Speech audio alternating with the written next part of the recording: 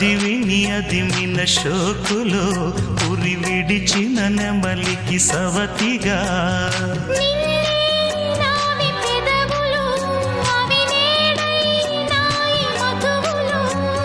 రెండు నాయి తనువులు అవి రేపవ్వాలి మనువులు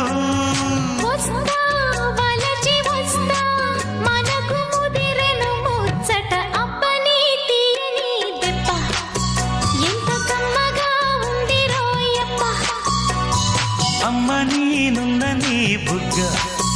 ఎంత లేతగా ఉన్నదే మొగ్గ పురుషుల్లో